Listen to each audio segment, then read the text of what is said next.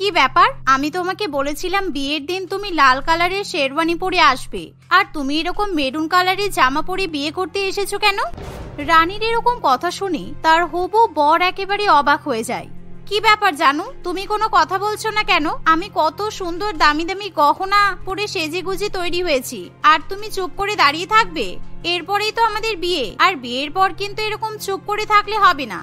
আমি যেমন ঝগড়ুটে, তোমাকেও কিন্তু আমার সঙ্গে তালে তাল মিলিয়ে ঝগড়া করতে হবে, বুঝলে বেবি? রানী যখন এমন কথা বলে তখনই তার কলেজের বান্ধবীরা জোরে জোরে হেসে ওঠে, কারণ রানী ক্লাসের মধ্যে ঘুমিয়ে ঘুমিয়ে এরকম বিয়ের স্বপ্ন দেখে। আর যখন তার বান্ধবীরা রানীকে ডেকে তোলে তখন রানী ভীষণই অবাক হয়, কারণ সে চোখ খুলে দেখে তার সামনে ইংলিশের প্রফেসর রক্তিম বাবু দাঁড়িয়ে আছে, আর রক্তিম বাবু একটা মেরুন কালারের জামা পরে থাকে। রানী, ইউ আর ডিসগাস্টিং। তুমি আমার ক্লাসে এরকম ঘুমিয়ে ঘুমিয়ে বিয়ের কথা বলছো, আর তুমি আমাকে জানো বেবি বলছো কেন? ছি ছি ছি, আমি তো তোমার কাছ থেকে এরকম কথাবার্তা আশা করতে পারি না। আমার বিয়ে হয়ে গেছে, আর তারপর তুমি আমার স্টুডেন্ট হয়ে এরকম ধরনের অসভ্যের মতো কথা বলছো। আমার বউ যদি জানতে পারে না তাহলে আমাকে ঝাঁটাপেটা করবে। না না, sorry sir, I am extremely sorry. আমি বুঝতে পারিনি কখন ক্লাসের মধ্যে ঘুমিয়ে পড়েছি, আর ঘুমের মধ্যে যদি আমার এরকম স্বপ্ন আসে তাহলে আমি কি করব বলুন? আমি সত্যি ইচ্ছা করে এসব করিনি স্যার। ঠিক আছে, এইবারের মতো ক্ষমা করে দিলাম, পরের বার থেকে যেন এরকম ভুল না হয়। এই বলে রক্তিম বাবু ক্লাসে দাঁড়াতে চায় না, কারণ রানীর কথায় সে ভীষণ পরিমাণে বিরক্ত হয়ে ওঠে। তাই সে তখনই ক্লাস থেকে চলে যায়, আর রানীর বান্ধবীরা তাকে নিয়ে ভীষণ পরিমাণে ঠাট্টা করতে শুরু করে। এমনকি রানীর বেস্ট ফ্রেন্ড নিকিতাও তার সঙ্গে ভীষণ পরিমাণে ইয়ার্কি মারে। যাই বলিস রানী, তুই কিন্তু ঠিক জায়গায় একদম ঠিক কথা বলেছিস। আসলে রক্তিম স্যারকে অনেক হ্যান্ডসাম দেখতে, আর সব মেয়েরাই ওনাকে বিয়ে করতে চায়। দুঃখের বিষয়ে ওনার বিয়ে হয়ে গেছে, কি আর করা যাবে। বাট ভালো সময়ে তুই কিন্তু বিয়ের স্বপ্নটা দেখেছিস। এসব কথা বলিস না তো, আমার ভালো লাগছে না, তুই চুপ করে থাক।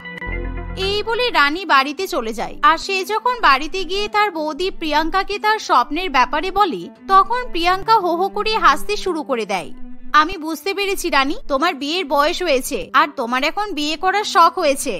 বুঝতেই যখন পারছো, তাহলে আমার জন্য ভালো সম্বন্ধ দেখছো না কেন? তুমি আমার বৌদি হয়ে তাহলে কি করলে? আমার কত স্বপ্ন, বিয়ের আগে আমি দামি দামি শাড়ি কিনবো, গহনা কিনবো, আমার গায়ে হলুদ হবে, মেহেন্দির অনুষ্ঠান হবে, তারপর বিয়ে হবে। তা নয়, আমি এখনো কলেজে পড়াশোনা করছি। আরে বিয়ে করব বললেই তো বিয়ে হয় না, বিয়ের একটা সঠিক সময় থাকে। আর ঈশ্বর যদি না চাই তাহলে তুমি চাইলেও এখন বিয়ে করতে পারবে না। তাই তুমি একটু অপেক্ষা করে যাও, আর আমরা তো চেষ্টা করছি তোমাকে বিয়ে দেওয়ার। এই বলে প্রিয়াঙ্কা সেখান থেকে চলে যায়। আর অন্যদিকে রানী ফোন খুলে বিয়ের সমস্ত অনুষ্ঠানের ফটো দেখতে শুরু করে। আর সে এখন থেকেই তার বিয়ের জন্য বেনারসি শাড়ি এবং গহনা পছন্দ করতে শুরু করে দেয়। আর কিছুক্ষণের মধ্যেই সে যখন সোশ্যাল মিডিয়া খোলে তখন সে দেখে যে তার স্কুলের বেশিরভাগ বান্ধবীদের বিয়ে হয়ে গেছে, আর অনেকের বাচ্চা পর্যন্ত হয়ে গেছে। আর যা দেখে রানীর মন ভেঙে যায়। এমনকি তখনই রানী তার বৌদির কাছে গিয়ে বলে, এই দেখো বৌদি, আমাদের স্কুলের সব থেকে খারাপ দেখতে মেয়ে, আর এই মেয়েটা পড়াশোনাতে একদমই ভালো ছিল না। ওর নাকি দুবাইতে বিয়ে হয়ে গেল। আমি কি করলাম বৌদি? আমি তো জীবনে কিছুই করতে পারলাম না, বলো। আরে শোনো, আমার মনে হচ্ছে নিশ্চয়ই অনেক বেশি বেশি যৌতুক দিয়ে বিয়ে করেছে, তা না হলে এরকম হতে পারে বলো? আরে যৌতুক দিয়ে বিয়ে হলেও তো হয়েছে, তোমরা তো আমাকে যৌতুক দিয়েও বিদায় করতে পারছো না। তোমরা যদি এখনই বরপক্ষকে 5 লক্ষ টাকা যৌতুক দাও তাহলে আমারও তো ভালো জায়গায় বিয়ে হবে। আর এই দেখো, আমার 2 বান্ধবীর বাচ্চা পর্যন্ত হয়ে গেল, ওরা বেবিদের ফটো দিয়েছে। দূর, আমার আর ভালো লাগে না। রানীর কথা শুনে প্রিয়াঙ্কা ভীষণই অবাক হয়, কারণ তার ননদ একেবারে বিয়ে পাগল হয়ে ওঠে। আর এখন সে সারাদিন বিয়ের স্বপ্ন দেখে। এভাবেই দেখতে দেখতে কিছুদিন কাটে। আর একদিন এক ডেলিভারি বয় রানীর 50,000 টাকা দামের বেনারসি শাড়ি দিতে আসে, কারণ রানী বিয়ের দিন সেই বেনারসি শাড়ি পরবে বলে অর্ডার করে। তবে পাত্রের কোনো ঠিক ঠিকানা নেই, কিন্তু বিয়ের জন্য রানী আগে ভাগেই শাড়ি পছন্দ করে ফেলে। এ কি রানী, তুমি এত টাকা দাম দিয়ে বেনারসি শাড়ি কিনেছো কেন? তুমি তো কোনোদিনও দামি শাড়ি পরোনি। আরে কিছুদিন আগে রাত্রিবেলা আমি আমার বিয়ের স্বপ্ন দেখছিলাম, আর তখন দেখলাম দাদা আমাকে 50,000 টাকা দামের বেনারসি শাড়ি উপহার দিয়েছে। আর আমি যখন দাদাকে এই কথাটা বললাম তখন দাদাই কিন্তু আমাকে এই শাড়িটা কিনে দিল। সে কি, এই বিষয়ে তোমার দাদা তো আমাকে কিছু বলেনি? তুমি আমাকে কিছু না জানিয়ে এত দামি শাড়ি অর্ডার করে দিলে? আর আমি স্বপ্নে এটাও দেখেছি দাদা আমার বিয়েতে 50,000 টাকা দামের বেনারসি শাড়ি কিনে দিয়েছে বলে তুমি দাদাকে জুতা ছুড়ে মারছো আর অনেক ঝগড়া করেছো। তাই আমি যখন দাদাকে এই বিষয়টা বলেছি তখন কিন্তু দাদা খুব ভয় পেয়ে গেছে, সেই জন্য হয়তো তোমাকে কিছু জানায়নি। এই কথা বলে রানী ঘর থেকে চলে যায়। আর প্রিয়াঙ্কার বিস্ময়ের কোনো সীমানা থাকে না, কারণ রানী এবার বিয়ে নিয়ে সত্যিই ভীষণ পরিমাণে বাড়াবাড়ি শুরু করে। দেখতে দেখতে এভাবেই আরো কিছুদিন কাটে। আর একদিন রানী হঠাৎ করে তার বৌদির কাছে গরম গরম মাটন বিরিয়ানি, চিকেন চাপ এবং তার সাথে লাচ্ছা পরোটা, মাটন কোরমা, ফিরনি, নানান রকমের মিষ্টি ইত্যাদি খাবার খাওয়ার জন্য আবদার করে। কি ব্যাপার, আজকে তুমি এত কিছু খাবার খেতে চাইছো কেন? আর তোমার চোখে জল, তোমার শরীর ঠিক আছে তো? হ্যাঁ বৌদি, আমার শরীর ঠিক আছে, কিন্তু কালকে থেকে আমার মনটা খুব খারাপ। ধরো এখন যদি আমার একটা বড় লোকের ছেলের সঙ্গে বিয়ে ঠিক হয় আর আমি বিদেশে চলে যাই, তাহলে তো আমি তোমার হাতে রান্না খেতে পারবো না। তাই আমি আজকেই তোমার হাতের আইবুড়ো ভাত খেয়ে নিচ্ছি, আর সেই কারণেই আমার মনটা খুব খারাপ লাগছে। মানে এখন আইবুড়ো ভাত খাবে কেন? দাঁড়াও, আগে তোমার জন্য আমি পাত্রের সন্ধান করি, তারপর বিয়ে ঠিক হলে নিশ্চয়ই তুমি আইবুড়ো ভাত খাবে। এখন থেকে বিয়ের এত স্বপ্ন দেখা ভালো নয়। বৌদির কথা শুনে রানীর মন ভেঙে যায়, তাই সে তখনই ভ্যাভ্যা করে কাঁদতে শুরু করে। এভাবেই দেখতে দেখতে কিছুদিন কাটে। আর একদিন রানীর পরিবারের কাছে একটা বিয়ের নিমন্ত্রণ আসে, যার ফলে রানী খুবই খুশি হয়। এই তো একটা বিয়ের নিমন্ত্রণ এসেছে, এবার আমি বিয়ে বাড়িতে একদম সেলিব্রিটিদের মতো সাজগোজ করে যাব, তাহলে নিশ্চয়ই কোনো না কোনো ছেলে আমাকে পছন্দ করবে আর কিছুদিনের মধ্যেই আমার বিয়ের সানাই বাজবে। এই বলতে না বলতে রানী স্বপ্নের জগতে ভেসে যায়। আর সে দেখে যে একেবারে শাহরুখ খানের মতো একটা ছেলে ঘোড়ায় করে তাকে বিয়ে করতে এসেছে আর রানীকে হাতে ধরে ঘোড়ায় তুলে নিয়ে যাচ্ছে। আর এভাবেই রানী বিয়ে নিয়ে স্বপ্নের জগতে ভেসে থাকে। ওয়াও, আমার বরকে একদম শাহরুখ খানের মতো দেখতে। ইস, আমি যে ঘোড়ায় করে বরের সঙ্গে শ্বশুর বাড়িতে যাচ্ছি, ঘোড়াটাও কত সুন্দর। আমার ভীষণ ভালো লাগছে, আমি শাহরুখ খানের সঙ্গে সংসার করব। রানী এরকম জেগে জেগে বিয়ের স্বপ্ন দেখে এমন সময় তার বৌদি ঘরে চলে আসে। আর রানীকে এরকম পাগলের মতো বকতে শুনি সে জোরে জোরে হেসে ওঠে। ফলে তখনই রানীর দিবা স্বপ্ন ভেঙে যায়। কি ব্যাপার বৌদি, তুমি হাসছো কেন? তোমার পাগলের মতো কথা শুনে আমার হাসি পেল। আমরা কিন্তু বিয়ে বাড়ি যাবো বলে তৈরি হয়ে গেছি, তাই তাড়াতাড়ি তৈরি হয়ে নাও। আর আজকে বিয়ে বাড়িতে গিয়ে তোমার সঙ্গে আমিও তোমার জন্য ছেলে খুঁজতে শুরু করে দেব। তুমি চিন্তা করো না, শাহরুখ খানের মতো ছেলে পাবো কিনা জানি না, কিন্তু ভালো ছেলে পেলে একেবারে 1 মাসের মধ্যে তোমার বিয়ে সানাই বাজবে। বৌদির কথা শুনে রানী একেবারে আনন্দে লাফিয়ে ওঠে। আর সে খুব সুন্দর করে সেজে তার পরিবারের সাথে বিয়ে বাড়িতে চলে যায়। কিন্তু বিয়ে বাড়িতে যাওয়ার পর তার খাওয়া দাওয়া কিংবা বরকনের দিকে কোনো লক্ষ্য থাকে না। তার শুধু চোখ ছেলেদেরকেই খুঁজতে শুরু করে আর সে প্রত্যেকটা ছেলের দিকে অবাক হয়ে তাকিয়ে থাকে। বৌদি, ওই দেখো, ওই লম্বা ছেলেটাকে কি সুন্দর দেখতে। তুমি ওর সঙ্গে আমার বিয়ের কথা চালাও তো, আমার ছেলেটাকে হেব্বি পছন্দ হয়েছে। আরে না না, ওর সাথে তোমার বিয়ে দেওয়া যাবে না, কারণ আমি কানাঘুষো খবর পেয়েছি ওই ছেলেটা নাকি গাঁজার নেশা করে। আর দেখতে কেমন সেটা দিয়ে কিছু যায় আসে না, ওরকম নেশাভান করা ছেলের সঙ্গে আমরা কখনোই তোমার বিয়ে দেব না। এই কথা শুনে রানীর মন ভেঙে যায়। আর রানী আবার বিয়ের জন্য অন্য ছেলে খুঁজতে শুরু করে। আর কিছুক্ষণের মধ্যেই রানীর অন্য একটা ছেলেকে পছন্দ হয়। আর সেই ছেলেকে রানীর এতই পছন্দ হয় যে রানী তাকে বিয়ে করবে বলে ঠিক করে ফেলে। আর রানী যখন তার বৌদিকে সেই ছেলেটাকে দেখায়, তখন প্রিয়াঙ্কারও তাকে খুব পছন্দ হয়। তাই প্রিয়াঙ্কা সেই ছেলেটার কাছে গিয়ে বলে, আপনি কি বরপক্ষ নাকি মেয়ে পক্ষের আত্মীয় হন? না না, আমি আত্মীয় হই না, আসলে ওনারা আবার পাশের ফ্ল্যাটে শিফট হয়েছে, তাই প্রতিবেশী হিসেবে আমাকে নিমন্ত্রণ করেছে, তাই আমি বিয়ে বাড়িতে খেতে এসেছি। বাহ, খুব ভালো ব্যাপার তো। আসলে এই যে এটা আমার ননদ, এর নাম রানী, পড়াশোনাতে খুব ভালো আর সংসারের সব কাজ করতে পারি। এর বিয়ের জন্য আমরা ছেলে খুঁজছি, তাই আপনাকে দেখে আমার ভদ্রবাড়ির ছেলে বলে মনে হচ্ছে। আপনি কি বিয়ে করতে ইচ্ছুক? প্রিয়াঙ্কা এরকম করে কথা বললে ধনা একেবারে বিষম খেয়ে ফেলে, কারণ এরকম ভাবে তার জন্য যে বিয়ের প্রস্তাব আসবে সে স্বপ্নেও ভাবতে পারেনি। আর যখন ধনা রানীর দিকে তাকায়, তখন রানী লজ্জায় ধনার দিকে তাকাতে পারে না। হ্যাঁ, বিয়ের তো বয়স হয়েছে, আর বিয়ে করার ইচ্ছে হবে নাই বা কেন? তাহলে আপনাদের বাড়ির অ্যাড্রেসটা দিন, আমি নয় কিছুদিনের মধ্যেই আপনাদের সাথে একটু যোগাযোগ করব, কারণ বিয়ে বাড়িতে দাঁড়িয়ে এসব কথা বলতে আমার খুব লজ্জা লাগছে। ধনার এমন কথা শুনি রানী এবং প্রিয়াঙ্কা আনন্দে একেবারে নেচে ওঠে, কারণ এতদিনে রানীর বিয়ের স্বপ্ন এবার পূরণ হবে। তাই তখনই প্রিয়াঙ্কা তাদের বাড়ির অ্যাড্রেস ধনাকে দিয়ে সেখান থেকে চলে যায়। আর বাড়িতে যাওয়ার পর থেকেই রানী যেন আর মাটিতে পা রেখে চলতে পারে না, কারণ সে সবসময় বিয়ের স্বপ্নে ভেসে থাকে। আর এই কিছুদিনে রানী স্বপ্নের মধ্যে তার সাথে ধনার সংসার পাতিয়ে ফেলে। এমনকি বিয়ের পাকা কথা হওয়ার আগেই রানী নিজের জন্য গহনা গাঁটি থেকে শুরু করে শাড়ি, জামা কাপড় ইত্যাদি কিনে রেখে দেয়। এমনকি বিয়ের পর সে হানিমুনে কোথায় ঘুরতে যাবে সেটাও ঠিক করে রাখে। আর একদিন ধনা রানীদের বাড়িতে কথা বলতে আসে। আমার ননদ নিজে হাতে আপনার জন্য গরম গরম কচুরি, মাটন কষা আরো অনেক কিছু রান্না করেছে। আপনার সাথে আমার ননদের বিয়ে হওয়ার পর আপনার সংসারে কোনো রকম কোনো অসুবিধা হবে না। আর এবার যদি বিয়ের দিনটা পাকাপাকি করে ফেলেন তাহলে খুব ভালো হয়, কারণ আমাদেরও তো অনেক ব্যবস্থাপনা করতে হবে। হ্যাঁ, সে নিশ্চয়ই, কারণ আপনারা আমাকে আপনাদের বাড়ির জামাই বানাবে বলে ঠিক করেছেন। এর থেকে ভালো আর কিছু হতে পারে না। এটা তোমার ভাগ্যের ব্যাপার। আর তাছাড়া আমার কিন্তু এইসব যৌতুক, টাকা পয়সা, বাড়ি গাড়ি কিছুই চাই না।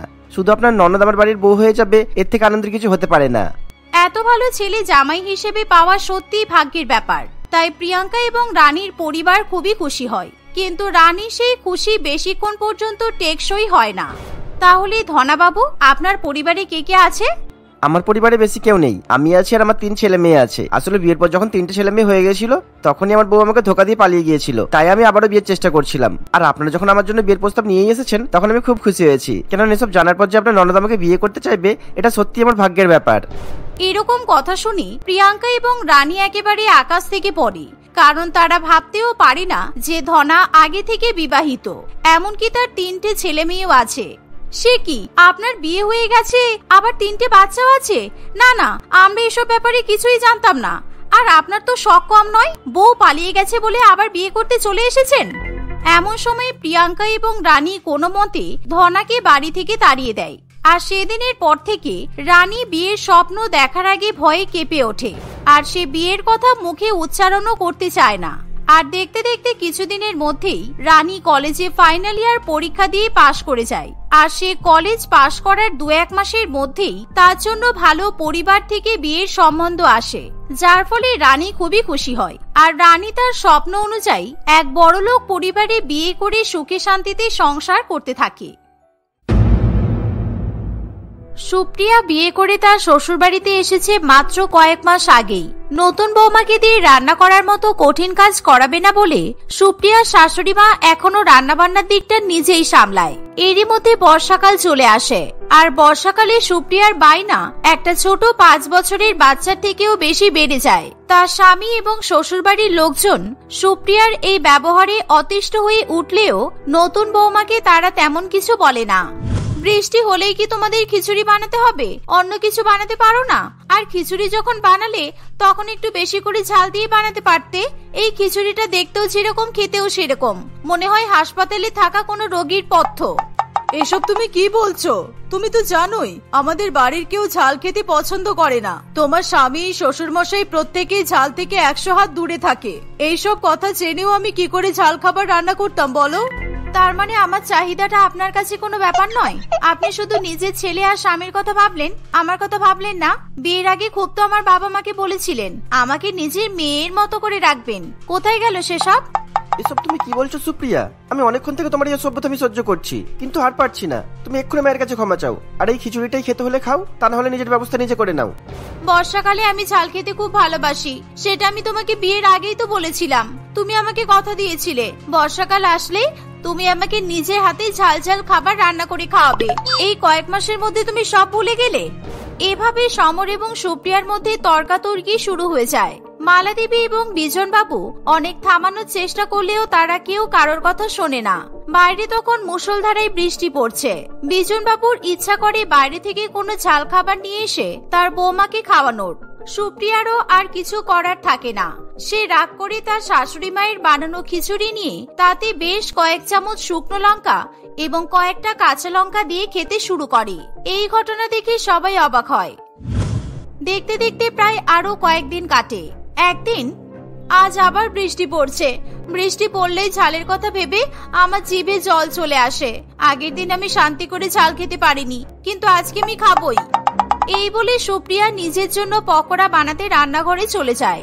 সেই পকোড়া আবার যে সে পকোড়া নয়, একেবারে লঙ্কার পকোড়া। পকোড়া বানিয়ে সুপ্রিয়া কিছুক্ষণের জন্য রান্নাঘর থেকে একটু বেরিয়ে আসে।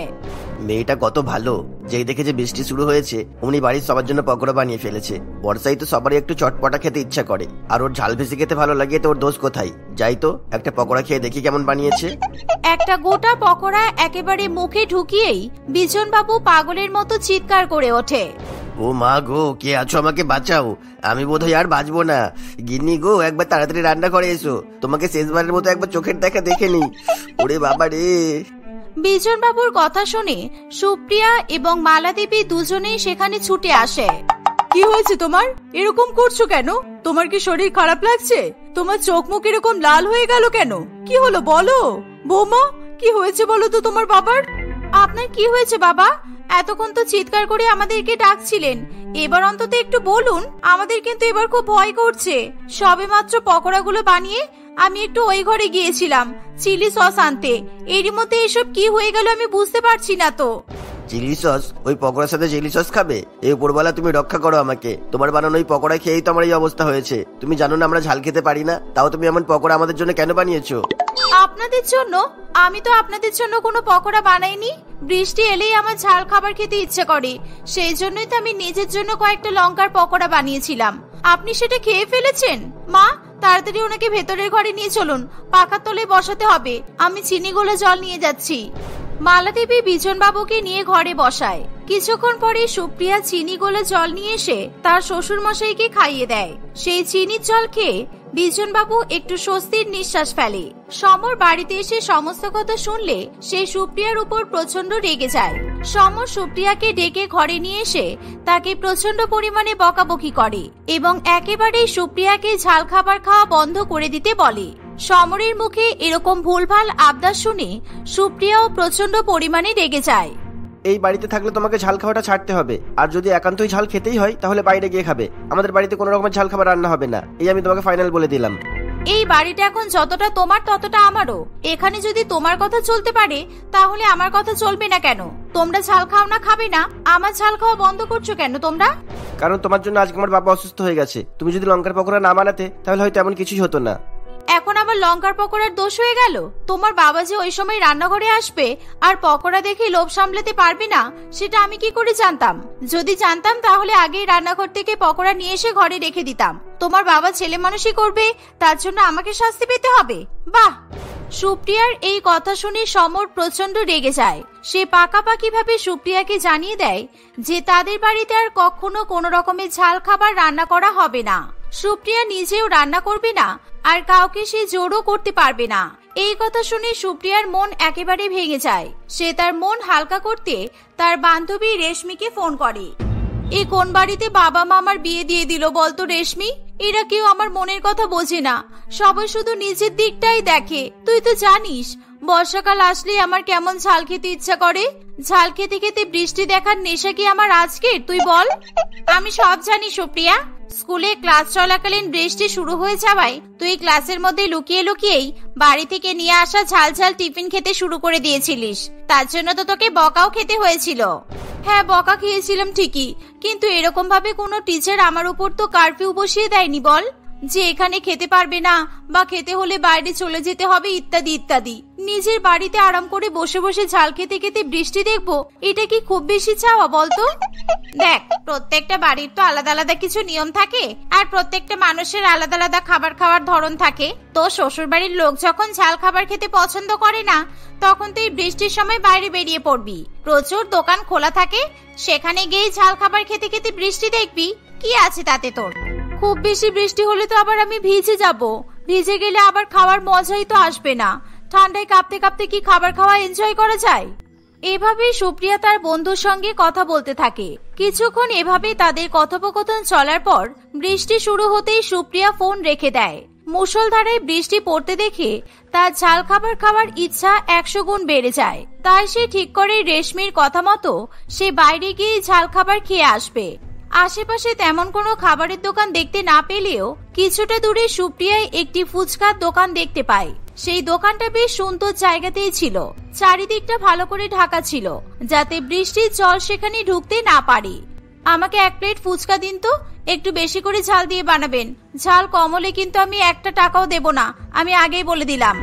আমার কাছে ঝাল ফুচকা চেয়েছেন যখন, আমি আপনাকে অভিযোগ করার কোনো সুযোগ দেবো না। আমার দোকানে বেশিরভাগ লোক ঝাল ফুচকা খেতেই আসে, ফ্রিতে তো কোনো মতেই আমি আপনাকে দেবো না। উল্টা আমি আপনাকে গ্যারান্টি দিতে পারি যে আপনি আবার অন্যদিন আসবেন আমার কাছে এই ঝাল ফুচকা খেতে। তুমি ঘুঘু দেখেছো চাঁদু? ফাঁদ তুমি দেখোনি। আমি কত ঝাল খেতে পারি তুমি স্বপ্নেও ভাবতে পারবে না। এতগুলো লোকের সামনে বড় বড় কথা বলে দিলে তো, এবার দেখবো তুমি কেমন আমাকে ফ্রিতে ঝাল ফুচকা না খাওয়াও। রতন একটা প্লেটের মধ্যে বেশ ঝাল ঝাল করে ফুচকা বানিয়ে কয়েকটা ফুচকা সুপ্রিয়ার হাতে দেয়। সুপ্রিয়া একটা ফুচকা মুখে দিতেই মুখ চোখ কেমন করে ওঠে। এটা ঝাল হয়েছে? এটাকে তুমি ঝাল বলো? আমি ছোটবেলাতেও এমন কম ঝাল দিয়ে কখনো ফুচকা খাইনি, সুতরাং এই ফুচকার প্লেটটা একেবারে ফ্রি।